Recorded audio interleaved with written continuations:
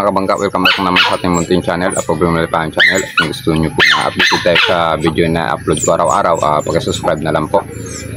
So yun mga kabangka, content natin ngayon mga kabangka, mag-ano tayo, magagawa naman tayo ng panibagong bangka. So yung ginawa ko, nag-layout ako ng patungan ng kasko. So kailangan kasi kabangka, pag gumawa tayo ng bangka, yung patungan ng kasko naka-level talaga yun, levelado talaga. So nagawa ko na to dati, content ko na to dati. So kaso medyo malayo na yun pag magbalik kayo. So may mga bago tayong followers o subscribers na step by step na naman daw, titingnan kung paano daw gumawa talaga ng para matuto sila. So ayun, gagawa na naman tayo, step by step na naman, panibago na naman. So magiging part 2 na to mga kabangka. Kasi yung mga dati ko, matagal na yung mga kabangka, so matatagal lang kayo ka-scroll. So ngayon, panibago tayo para masundan natin sa ito, para sa mga new followers and new subscribers natin mga kabangka. So yun mga kabangka, gagawin ko na siya, pakita ko sa inyo.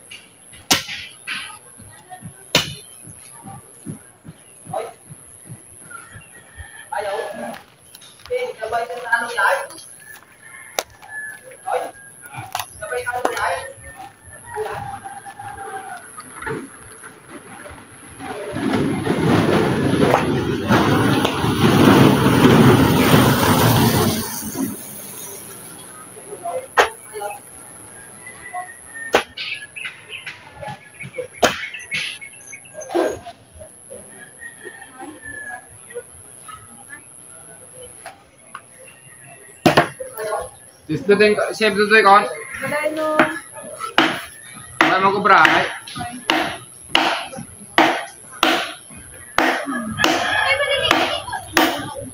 Nga ba yung mga?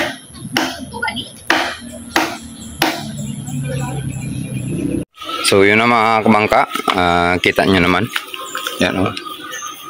Yan, so libelado na yung mga kabangka. So nilagyan ko yan sa gitna mga kabangka. Kasi masyadong malayo ito at saka yung pinakadulo. Para yung ano hindi bababa, yung hindi magbaluktot ng ganun. So pantay lagi siya. O yan siya. Yan, so kita nyo naman yung kabangka. Tapos yan. Tapos ito mga kabangka.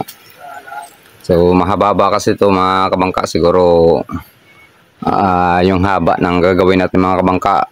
Kasko nasa 22.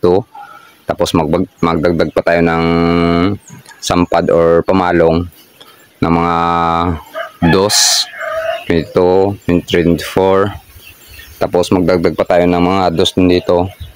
26. So nasa 26 yung kahabaan ng pag magawa ng mga kabangka, nasa 26 yung kahabaan natin ng kasko. Yan. So yung 26 na yung kabangka, mahaba na yung mga kabangka, malaking bangka na yun. So yun po yung gagawin ko mga kabangka. Para pang laban-laban sa mga dayo-dayo mga kabangka. So yan. Tapos na mga kabangka. So sunod mga kabangka, ipakita ko sa inyo yung kasko natin. So yung kasko natin may mga kabangka, nakita nyo na rin yun sa mga vlog ko. So bukas bubuhatin namin yun, tapos ilalagay dito yun. Kasi yun ang gagawin ko mga kabangka na mga pang vlog ko. Kung doon ako sasakay tapos dayo-dayo kami kung saan pupunta. So yung gagawin ko yung mga kabangka, tapos gawin ko yun double engine mga kabangka. Yan mga kabangka. So yung ginamit ko lang naman mga kabangka, mga kahoy dyan. So medyo matibay-tibay din, like mga sanga ng mga mulabi. Yan. Kung napapansin nyo kabangka, may subra dito, may subra dyan. So yung gagawin ko dyan, habang gagawa ako ng bangka, lagyan ko dyan ng ng kawayan na upuan para magbutas-butas ng mga kasko yung sa pamakuan. So kailangan kasi natin nakaupo tayo, kasi mahirap naman mga kabangka na lang tayo, hindi tayo nakaupo. So medyo mapagod tayo nun. So kailangan may dito, may sobra dito, tapos lagyan lang ng mga kahoy o dyan na maupuan natin para nakaupo tayo habang gumagawa. So yun din kabangka, may sobra. So yun mga kabangka, maraming salamat kabangka. Andiyan kayo lagi na sumusuporta sa mga natin, sa mga vlog natin na hindi nyo kong pinapabayaan. Maraming salamat mga kabangka, and thank you and God bless.